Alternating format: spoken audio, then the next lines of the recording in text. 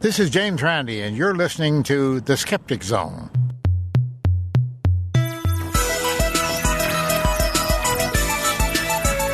Welcome to The Skeptic Zone, the podcast from Australia for science and reason.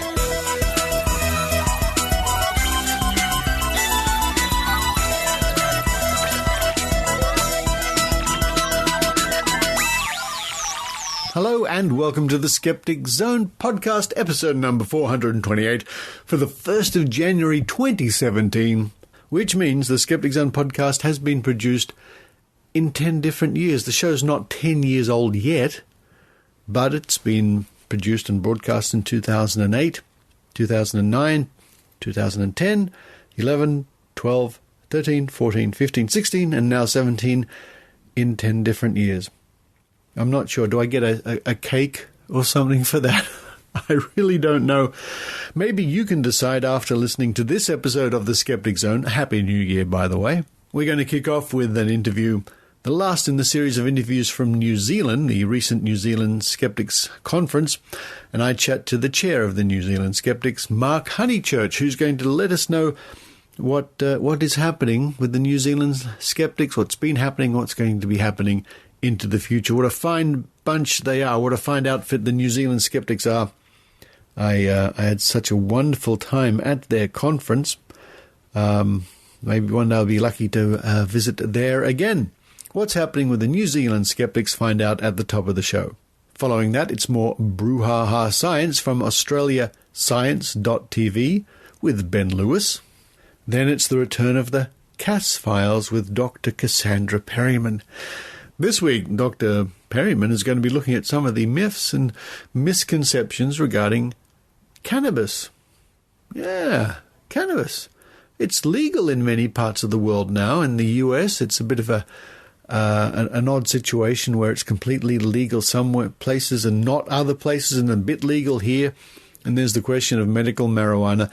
An interesting topic, to be sure, covered in the Cass Files this week. And following that, we look at a story published at the Australian Skeptics website at skeptics.com.au about the decision of the Australian Vaccination-sceptics Network to drop their legal challenge against no jab, no pay legislation. Will their supporters get their money back? We don't think so. Find out more later on in the show. And then to round off the show, it's the final in the long-running series of interviews from the recent QED in Manchester with Eran Segev in A Grain of Salt. And this week, Eran chats to Noah and Eli from the Scathing Atheist Podcast. Now, why do they call themselves the Scathing Atheist? Find out later on with A Grain of Salt. A big thank you to the Bay Area Skeptics and to my good friend Brian Dunning down here where I am at the moment in Southern California. Both those people help arrange my talks, my Californian talks up in Berkeley and in Irvine.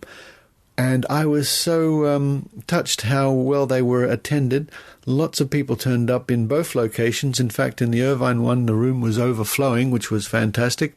And people seemed to enjoy my talk about strange energies and strange, ridiculous, in some cases, devices. I hope to give that talk in more locations around the world. We'll see what 2017 brings. But a big thank you to those people who came along to hear me speak, and to my friends Brian Dunning and Eugenie Scott for helping to arrange those talks here in California. Well, that's enough for me at the moment. It's time for me to run out the door here in my temporary studio. Make sure the champagne is chilled, because as I record this, it's the evening of December 31st, 2016. But in most of the world, or at least half of it, including Sydney, Australia, it's 2017. It's actually January the 1st. So figure that one out while you're figuring that one out, and I'm running outside to check the champagne. I hope you enjoy The Skeptic Zone.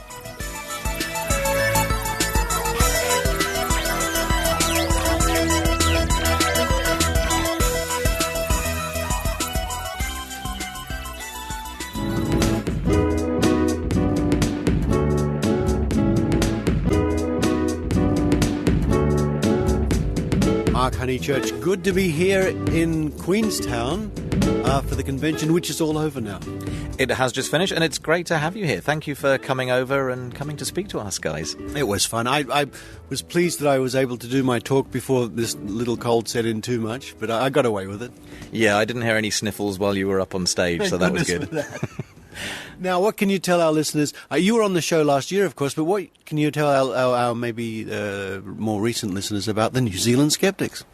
So the New Zealand Skeptics have been up to various bits and bobs. We've got some projects that we'd like to look into, especially after this weekend. We've heard some really good stuff from Susan Gerbic about how she's dealt with psychics, and we've had the psychics over here on our radar for a little while now. So we're really hoping to plan some kind of sting operation, some way of just publicly embarrassing them. But we're trying to nut out the details while obviously making sure that legally we're okay with that. It's skating on thin ice, but as long as you're careful. Yeah, and we've got some good laws over here about ripping people off and what you're allowed to do and what you're not. And if you're knowingly a psychic, you have to tell everybody it's for entertainment purposes only. The problem is proving that these psychics know that they're not psychic, that they are ripping people off. Yes, that's a tricky one. So who are they going to turn to? Well, they need to turn to experts. Who are the experts? The skeptics, who can tell what a cold reading is and what a hot reading is. Yeah, it would be nice to think that, if we were in a courtroom that they would also come to us for evidence. That would be great, but I can't imagine that would happen. I can't imagine that would happen anytime soon. No, it's been a fantastic conference, and they've been going on for a long time, haven't they? Yeah, so I think the conferences have been going on from the very first year of the Skeptics. That was from 1986, and I think that's just a year after Australia, so we're not far behind Oz on the conferences, and it's great to have them here. What we've been doing in recent years is trying to fly at least a couple of international speakers over. I mean, we obviously want to get our own local people out there and let people know what skepticism is going here, but it's also great to be able to get people like, so this year it's been you and Susan Gerbic and also Loretta Moron from Australia. So, just to hear what's going on overseas and be able to network is absolutely brilliant. And what happens during the course of the year with the New Zealand Skeptics? What's your main focus? So some of it's reactive. So some of it we're just there to deal with the media when they come to us. And in the last year, we've talked about all sorts of things. So I think picture of the Virgin Mary turning up in an ultrasonic scan. That one was a really weird one. Some article about palm reading and how if you have an M on your non-dominant hand, it means that you're going to have success in your future. I'm looking now, folks. I do. Look at that. There it is. Or if I turn it this way, it's a W. Yeah, so it turns out that most people have that. So everybody's going to have a successful life, which is kind of nice to hear, but I'm not sure it's scientifically based. So you know how many listeners are now just looking at their left hand, right? I imagine there's a lot, and they're all thinking, great, look at that. I'm going to have a brilliant life. It's all true. So we do a lot of that kind of stuff. Do you have a good relationship with the media in New Zealand? Yeah, pretty good. Certainly, they don't try and trash us, and they know to come to us if they're looking for that counterpoint to nonsense, and for a wide range of topics as well. So, health issues and that weird and wonderful pseudoscience, and if they're visiting psychics and stuff like that, they know that we can really jump in and give them some good quotes. Does New Zealand suffer the same thing Australia does? Every year we get visits from international psychics. John Edward comes to Australia twice a year, and he has done for many years now. Wow. So we're not that bad. We'll have them occasionally. Unfortunately, what we do have is a few high-profile local psychics that tend to do the rounds every year. And I have to apologise to any American listeners because it sounds like we're currently exporting one of our own, Kelvin Cruikshank. Supposedly he's recording a TV show in California now, I think. So I'm really sorry that you're getting a Kiwi psychic. It's Kelvin Cruikshank. That one hasn't come across my radar. So he is one of the ones on Sensing Murder. So it was him and Deb Webber, who's Australian, and Sue Nicholson are the three main psychics. Now, I think that the Sensing Murder was started in Australia, but it could have been a New Zealand-Australian co-production. I'm not sure. It was one series on Network 7. Then it moved to Network 10, then disappeared off our screens. But I know it's been made here in New Zealand for many years, and I guess quite popular. Which, folks, if you don't know, Sensing Murder is a show where they drag so-called psychics around the country and they try to sniff out clues from cold cases, more or less. Yeah, so that's what they do. They'll basically fly a psychic into a location without telling them in advance where they're going, and then the psychic's put in a room with a photo and tries to figure out as much as they can. Then they're taken to the crime scene, and they kind of do a reconstruction of how they're picking up the psychic vibes of what happened in this murder. So, obviously it's heavily edited when it's on TV, but from what we can tell and from what we've heard from psychics we had Sue Nicholson at our conference a few years ago. She said that they had hours and hours and hours, maybe 10, 12 hours of just sitting there and talking with the cameras. So it's not surprising that out of 12 hours they can find 5 minutes of footage which has accurate results, that has hits, because, it has to be. Yeah, absolutely. The law of averages says there are going to be some hits if there's that much footage. And it seems like, I checked recently and I found that in the last 100 years there have only been, I think, about 50 unsolved murders in New Zealand. So for a psychic who knows they're going to be on a program about unsolved murders, to memorize every one of them would not be hard. And for your average location, when you arrive there, you already know what the murder case is going to be. Brilliant. So I'm in this suburb of Auckland. That means this must be Bob. I remember 10 facts about Bob's murder, and it's easy then to regurgitate them, and not to do it straight away, obviously, but to drag it out, as if you're doing something more like a cold reading and make it look more organic and natural. Well, not that the viewers or the network will care as long as there are viewers to watch the show. Yeah, there are, and that's been really unfortunate. I mean, the show stopped quite a few years ago, but we just found out recently that they're filming a new season, so next year there's going to be more Sensing Murder, which is just really disappointing. It is disappointing. It is disappointing. I was pleased when it left our screens in Australia, and we don't get the New Zealand version, unless it's on, and some listeners might know, unless it's repeated on some cable network, which most Australians wouldn't see anyway. Which is possible. I guess we can see clips on YouTube if we Google Sensing Murder. Yeah, there are some episodes. I've tried to collect all of them, just scouring the internet, and I've managed most. Not all of them are publicly available, but well, that's very important, because one day one of them could come in very handy or useful when you can connect a few dots, even if it takes years. That's why I archive as much as I can, because one day something might come in handy. Yeah, absolutely. Just collecting this kind of stuff and good skeptical material. Psychics, they do get in the news, and people do watch this kind of stuff. So yes, if they say anything that later on we can catch them out with, it's definitely good that we can do that. And we actually had one.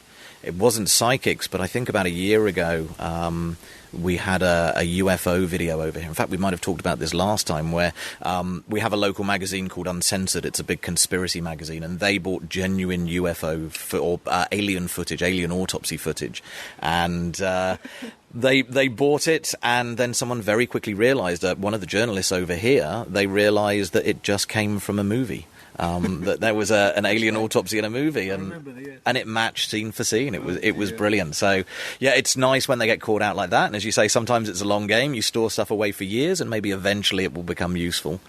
And what's looking forward to 2017, which the whole world hopes will be a better year than 2016.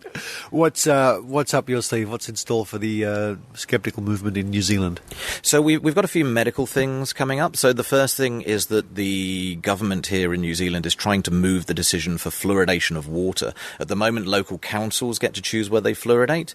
Local councils are not prepared, and it's very easy to lobby them. The aunties are very good at that. Right, yeah. So they're moving it to the district health boards, and health boards, health is their job. They know what they're doing. So the bill's gone in. We met with MPs earlier this year, or one MP earlier this year, and had a chat with him. And he's now put in this bill that suggests that the decision is moved, and that's going to be really good. But the aunties have already jumped on it. So they've tried to get the district health boards to accept their members on the board. So they're trying to kind of stack the deck so that if the decision is moved, that they can then try and get rid of it. So we've got to be wary there. And as it goes through Parliament, there'll be a time when we can put in submissions. We can go and talk with MPs and explain our concerns about the aunties and how we think that fluoride is safe and effective. So that's one. And in a similar way, we've got the Natural Health Products Bill, which we're really looking forward to. So that one is basically about all the natural health products that just aren't already regulated. And it's a lot of what are your ingredients, what are the claims you're making, what evidence have you got for those claims, a big database where they store all this kind of stuff. So it's some kind of accountability. It's not perfect, but the fact that so many of the natural health product companies are unhappy with it means that it's probably pretty good. All right, so that's good to know. There's always something for skeptics to do, that's for sure. Absolutely. It's always busy for us. There's always more than we can handle. In the last few months, I've also digitized the whole back catalogue of our journal by scanning it in page by page. Tell me about it. That's what I did for the Australian Skeptics magazine. Wow, in 2001 or 2 or 1 or something like that, I digitized the entire back catalogue, but not by scanning in the pages, by recreating them in a page layout program. Wow. Okay, that is dedication beyond the patience that I have. I bow to your ability to do that. Why I did that, but anyway, Mark, great to see you again. Or see you. We have chatted before, but I don't know if we've ever met in person. No, I saw you on Skype video, and I think you were wearing a vest and very, very hot. I think it was pretty hot where you were at the time in Sydney. Normally if I'm doing an interview and it's summertime in Sydney, I have to shut my window in my studio and turn off the air conditioner. So by the end of the interview, the sweat's pouring down. But anyway, great to be here, and thank you so much for having me as part of the convention. I really appreciated it. And what can local people in New Zealand do? How can they contact you? How can they be part? So on our website, skeptics.nz, you'll find information about some of the stuff that we're up to. You'll also find listing of Skeptics in the Pub events, and that's definitely the best place to first get in touch with skeptics in this country. So most big cities will have a Skeptics in the Pub, so pop along, say hello to people, everybody's friendly, and just go from there. They'll let you know about the conferences that are on and all that kind of stuff. Well, Mark, thank you very much. Thanks a lot. Good to see you.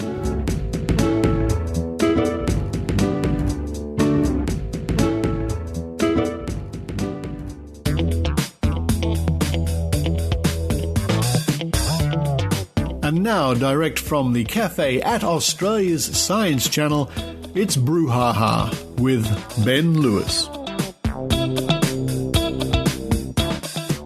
This time last year, did you have any idea how crazy 2016 was going to be? Simpler times. But it wasn't just world events that kept us on our toes. Science had a few curveballs to throw our way as well. So here are our top 3 science surprises of 2016.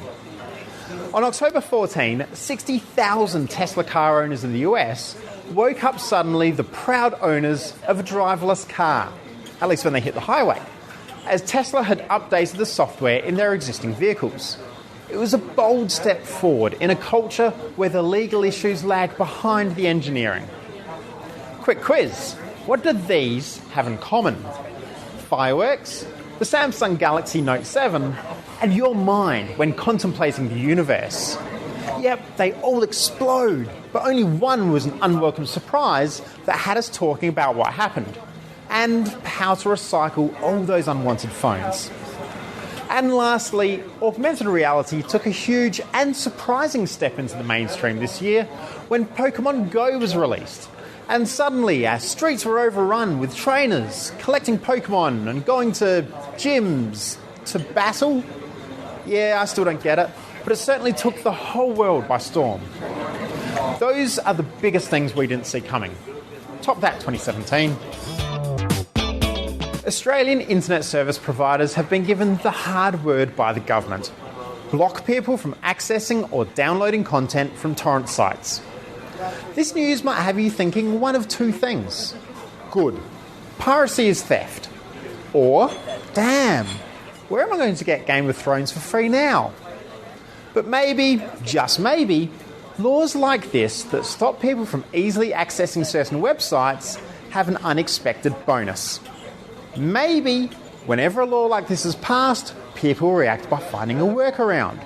And maybe that means developing their STEM skills. Maybe they'll learn a new way to use technology, or learn how to code, or even just learn more about online privacy and security. Sure, they might be learning these skills for the wrong reasons, but there could be a paradox here. By restricting internet use, people's technological interest and abilities might grow, and the people building these skills today might just become tomorrow's ethical hackers or cybersecurity experts. Maybe. For more Brew Ha Ha and Australian science, head for www.australiascience.tv.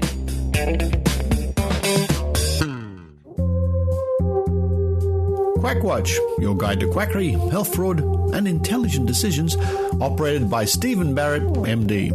Quackwatch is now an international network of people who are concerned about health-related frauds, myths, fads, fallacies, and misconduct. Its primary focus is on quackery-related information that is difficult or impossible to get elsewhere.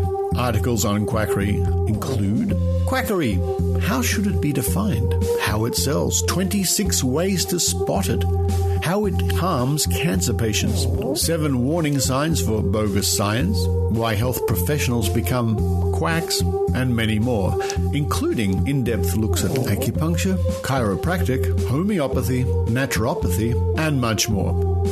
Visit www.quackwatch.com.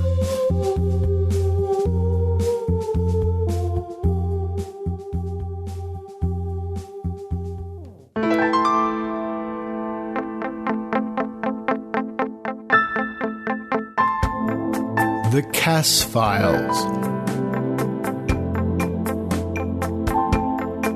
with Dr Cassandra Perryman.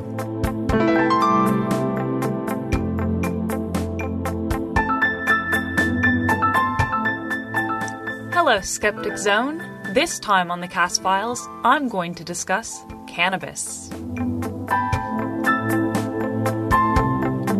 Well, the time finally came for Australia to legalise medical cannabis, or marijuana as most call it. The process is currently underway for a system of sale to be put in place. When looking at the US, using cannabis is now fully legal in 8 states and only completely illegal in 5 states. The remaining 37 either have a medical cannabis law or decriminalizing of cannabis. No matter what your personal or political perspective, the future of cannabis is, well, very green. So what exactly is cannabis? Next time some anti-chemical woo-monger tells you they like everything chemical-free while lighting up a joint or reeking of weed, tell them that cannabis is one of the most chemically complex plants known to man. So complex it's made up of at least 47 different chemical compounds, some say even up to about 62. And so, yeah, that's a lot of chemicals everywhere. The 2 main compounds, of course, are THC, the one that gets you high, and CBD, the one that numbs you or has those kind of pain-relieving qualities. But, you know, with San Francisco hazing up as I speak, let's debunk some of the basic myths that even skeptics hold. First off, I get told all the time there's totally a lack of cannabis research.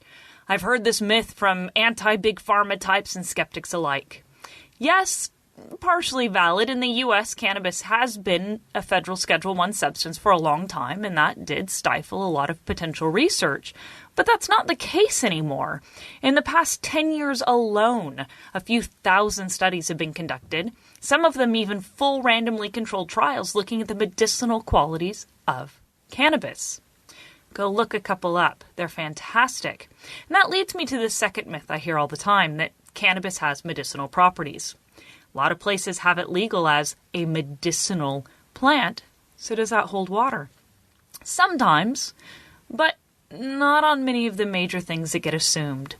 There was a fantastic meta-analysis published in 2015 in the Journal of the American Medical Association, and it showed that cannabinoids are pretty okay for treating chronic pain, but the evidence just isn't there regarding sleep disorders, Tourette's, or reducing the side effects of chemotherapy.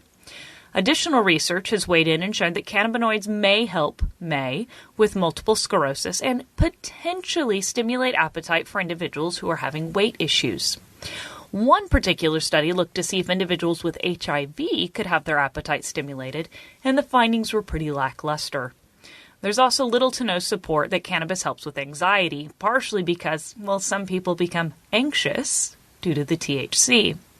Cancer thus far is still a no-go, and seizure disorders as well. Granted, there's a sliver of hope that once we further isolate the individual compounds, we might be able to treat some specific types of seizures or potentially stunt some specific types of cancers. The second myth that I love to hear is that, well, you have to either smoke it or vape it or eat it or whatever their favorite method of ingestion is to get either a better or a cleaner or purer or nicer tasting high. And that's just not true.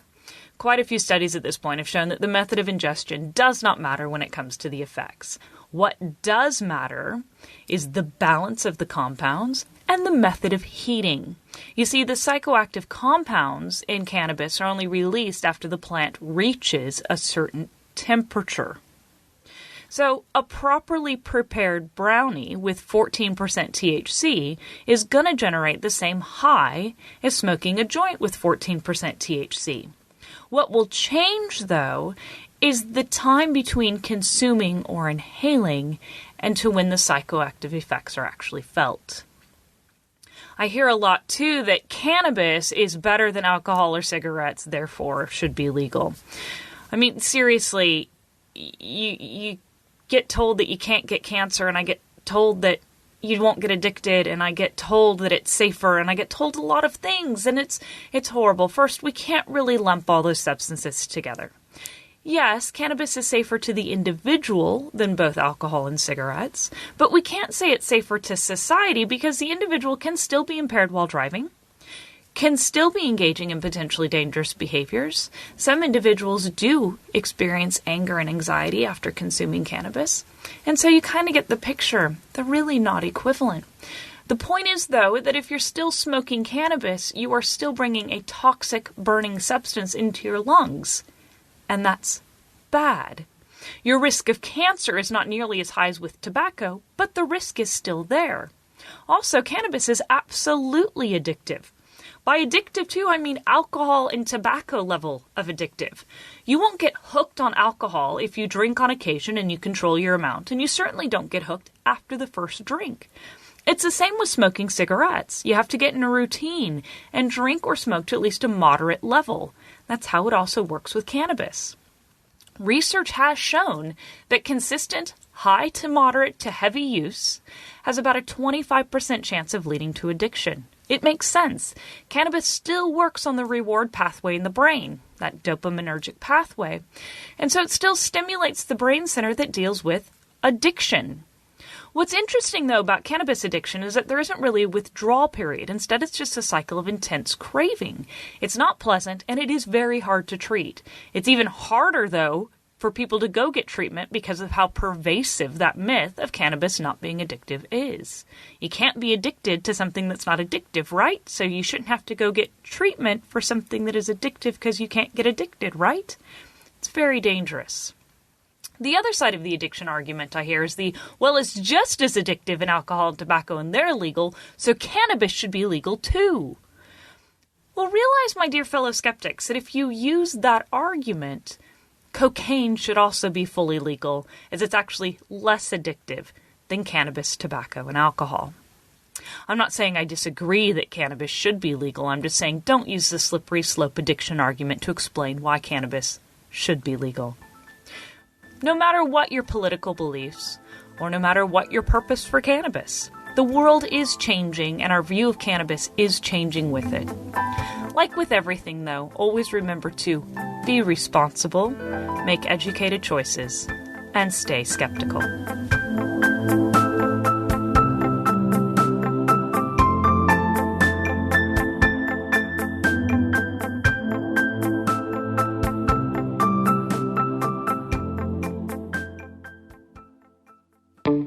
From the dawn of time, one podcast has unlocked the secrets of science and technology to enrich the lives of billions. And now, after a year where they've unlocked the golden age of knowledge, they're about to hit warp speed and go stratospheric. Wait, hold up. On Oh No, Ross and Carrie, we don't make extraordinary claims, we investigate them. We go undercover with fringe religious groups, investigate paranormal claims, and we participate in pseudoscientific medical treatments and then report our findings to you. And yes, we've even investigated Scientology. Shh, Ross, shh. New episodes every month at MaximumFun.org. Oh No, Ross and Carrie. They show up so you don't have to.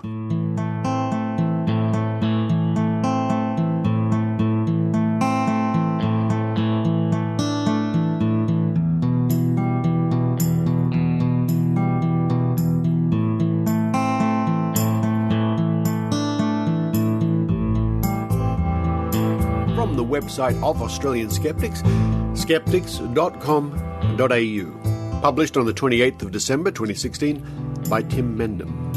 New South Wales Government to investigate Australian Vaccination-Sceptics Network fundraising.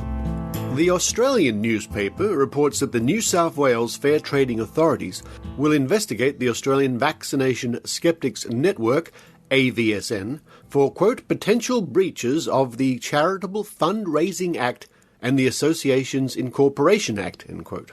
On Christmas Day, the anti-vaccination group announced that it had called off its High Court attempt to overturn the federal government's so-called no jab, no pay policy. This means it would shelve the lawsuit after being advised by legal counsel that there was a, quote, poor chance of success, end quote, and despite raising $152,000 from supporters to pay costs. New South Wales Minister Victor Dominello said the government took the potential breaches, quote, very seriously, end quote, according to The Australian. Quote, New South Wales Fair Trading will review this matter to assess whether there has been any breaches of the relevant legislation and regulations, end quote. In an official statement titled, quote, we are sorry to be the bearer of bad news, end quote, the AVSN, which still refers to itself under the misleading acronym AVN, said it had received legal notice that, quote, we had potential grounds to mount a challenge to the constitutional validity of no jab, no pay.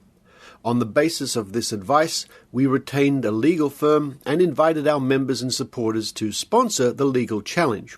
Our legal firm then retained the services of a leading senior counsel and barrister in the field of constitutional law and human rights, end quote. It had put out a call to supporters to raise $500,000, the amount it was thought it would be required to commit a legal action. However, it only raised $152,000 despite continued appeals.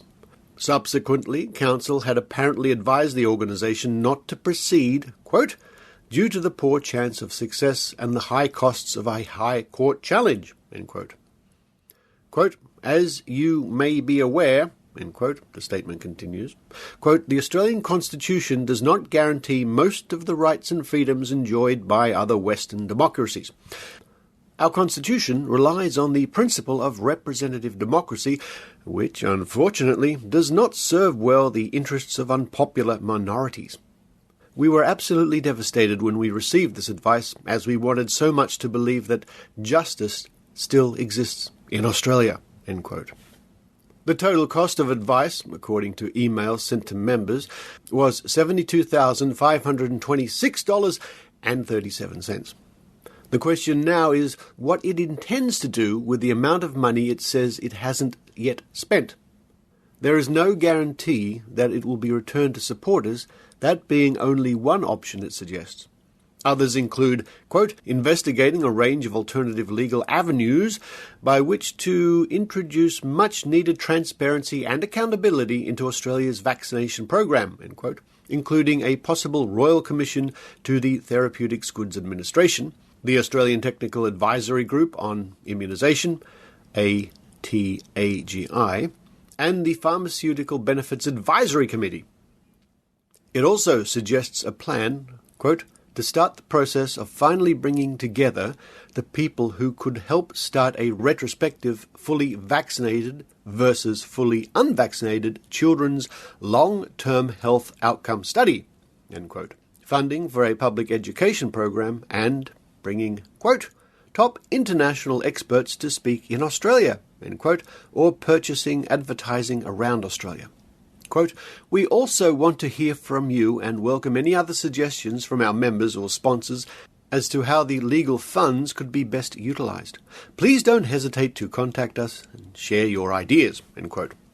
Supporters may have to wait a long time to see their unused dollars returned, if ever. The Australian reports that abandonment of the legal pursuit and the unlikelihood of the remaining money being refunded has divided the anti-vaccination community. Quote, they don't even feel you need to deserve to know who their lawyer was, charging them half the money they raised. They were using a pro bono lawyer. They didn't have any expertise, end quote. One anti-vaccination campaigner wrote in one of the several active online anti-vaccination groups, the paper said, quote, knew this was a scam from the very beginning, end quote. Another wrote in the same group. The Australian, says the Australian Vaccination Network, declined to clarify the amount of money raised or provide details about how the donations were used, instead accusing the newspaper of, quote, actively participating in the drive to take away our children's right to have an education or for our families, ... to access gainful employment, end quote. And that was New South Wales Government to investigate Australian Vaccination-Sceptics Network fundraising, written by Tim Menden, published on the 28th of December 2016, available at www.skeptics.com.au.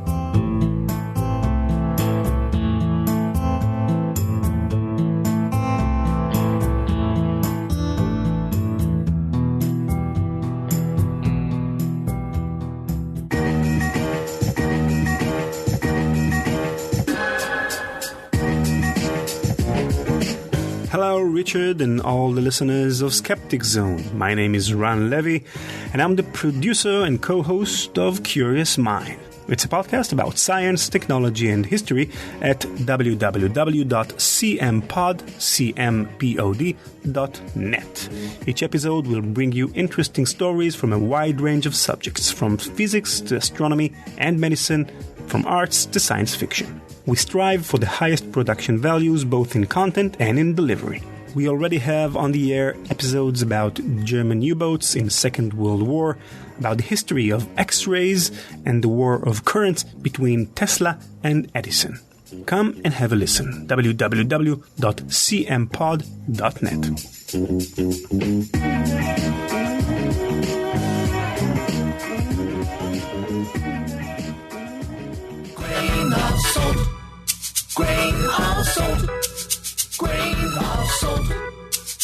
Let's all take this with a grain of salt. Here's Eran Segev.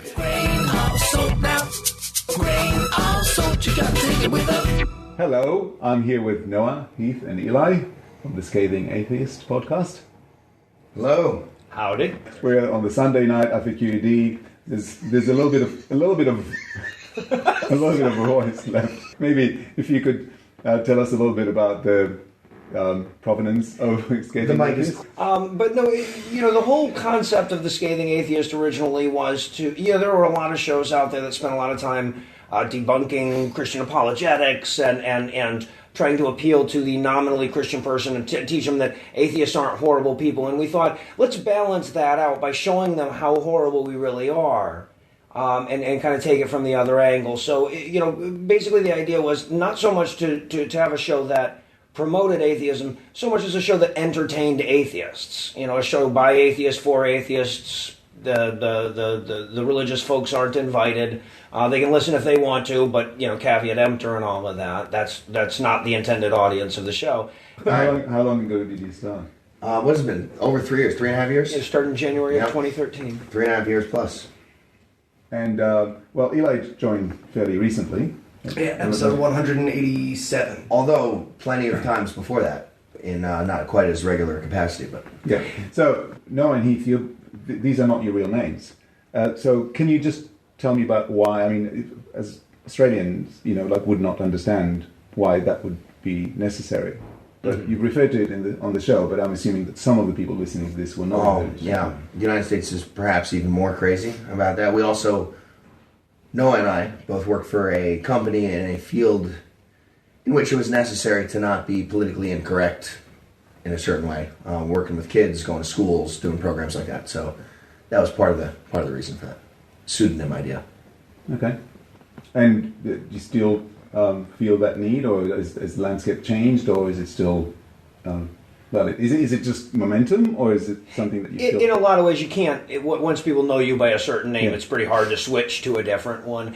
Now I have given my name out on the show. It was in the wake of one of the many killings of atheist bloggers in Bangladesh, and I started to feel like, if these people are putting their names to their work, at the risk of their lives, it's pretty cowardly of me to sit back behind a pseudonym. So I eventually did reveal my real name on the show. But again, after 110 episodes as No Illusions, you just kind of got to stick with the momentum there. But, I think, obviously, if I was starting a show now, I probably would be using my real name. If for no other reason, then obviously No Illusions is a bit of a pun. If you think about it for a second, so is Heath Enright. Yeah, so now, obviously, it was a comedy show for a very long time, and then you added Eli to add some gravity. Serious hard-hitting journalism. I want to just quickly, you've recently done something a bit special in addition to your regular show. First of all, you have more than one podcast. That we do. We do 3. We also do a podcast called God Awful Movies, atheist reviews of Christian cinema, because and occasionally some really terrible, awful baby-killing pseudoscience. That one really hurt. That was a tough one to watch. And then we also have a political show called The Skepticrat. It's been on hiatus for a while because American politics have been so self-spoofing that we really didn't feel the need to add anything to how ridiculous the political scene has become. Back and forth. Yeah, right, exactly. I sometimes read the Guardian, and it feels like a parody. Right, the line between the Onion and the Guardian is very much narrower when covering American politics. Yeah, exactly. Yeah, when Mike Pence seemed like a reasonable choice. A reasonable alternative to the pussy grabber. Yeah, exactly. Yeah. But you recently did Vulgarity for Charity. Can you tell us about that? So what was the charity and what was the... So we did, we teamed up with the guys over at Tom and Cecil over at Cognitive Dissonance for at this point we've done it twice, for our second biannual fundraiser called Vulgarity for Charity. The charity we were benefiting was Modest Needs, which is like GoFundMe. It sort of vets the people. We raised $25,000 for families that needed help, and we were really, really happy with it by doing a roast for charity. So basically, people donated money in order to get roasted by us and the Cog Disc guys and some amazing special guests. Other people roast them. Right, or to have other people roast them. And we had some amazing special guests coming in as well, and we couldn't have been happier with the result. Again, we're always blown away by what our listeners give and how much they're able to come forward and sort of... Okay, so the roast period is over for Vulgarity. Not actually. We still have 100 insults. No, what I mean is, but if the donation period is... If people still want to donate, where do they go? Modestneeds.org. It's still very much accepting donations. It's an amazing charity, which you should definitely check out. Yeah. But the roast part is over. Yeah. So the donation for roast period is over. I just want to point out that you will cover some stories about Modest Needs in a future show. Is that correct? Yeah, we're going to highlight. So if people want to find out, we're not going to cover it here, but if people want to hear more about Modest Needs, then they can listen to your show and they'll find out more in a future episode. Yeah, absolutely. Or also in a future episode of Cognitive Dissonance, Eli and I got with Tom and Cecil and interviewed the founder of Modest Needs. And I've got to say, it was one of the most inspiring and heart-wrenching interviews that I've ever been a part of. The gentleman we talked to was just one of those kind of people that just makes you walk away thinking to yourself, like, man, I need to donate a lung or something. I'm a bad person. Yeah, so anybody who wants to hear more about Modest Needs will can tune into listen to this show. Yeah, absolutely. Highly recommend. Okay. Now, hopefully, I hope to see you guys in Australia sometime in the not too distant future. We have, we've sent Ray Comfort and Ken Ham to America. You're welcome. Good move. Wait, but one of them's a Kiwi, though. Which one is Ray Comfort? Ray Comfort is Yeah. He's Gibson. is also from Australia. Yes. Yeah, he's from Australia. Yeah, we're not too happy. On the other hand, we got Meryl Dorey, who's the basically the head, the founder and the head. It's pronounced Streep. Meryl Streep. Double unresearched podcast. Meryl Dorey is the head of the Australian anti-vaccination movement. Oh, she's American? She was. Wasn't. Yeah. So. Yeah. Well, I'll tell you, Australia is the top of my list of places I haven't been that I want to go. So we would definitely love to see the box jellyfish and the and the laser sharks, and the spiders, the really the most dangerous spiders are lining up, waiting for you. So, awesome! Yeah, so we have a lot of spider listeners, and I'm glad we get to give them a shout out. And we don't do it enough on our show, but we get a lot of tweets about flies and how to catch them, and our spider listenership really came through for us. They're heavy active on the worldwide. Never mind. This is what we've learned from this morning show in Australia. Okay, quickly before this gets worse, where do people find out more about you guys? You can find us at thescathingatheist.com or just Google Scathing Atheist. Obviously, find us everywhere that podcasts live. Thank you very much, guys. Thank you. Grain all sold now. Grain all sold. You gotta take it with us.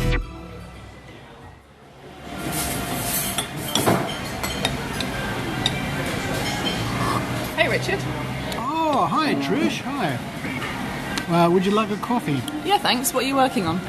I'm trying to come up with a new promo to play on the Skeptic Zone. Who's it for? The Good Thinking Society in the UK. You know, Michael Marshall, Simon Singh, Laura Thomas and that crowd. Oh, yeah, I know them. Oh. They've been doing some great work investigating veterinary homeopathy. Veterinary homeopathy? What, you sugar pills for cows? I know, right? And also they're looking at some of the dodgy medical advice given by UK chiropractors. Really? Okay, look, I'll mention all that in the promo. Now, their website is goodthinkingsociety.org. And they've recently been reporting on the resurgence of faith healer Peter Popoff. Peter Popoff. Great. Okay, look, thanks for that. It gives me something good to think about.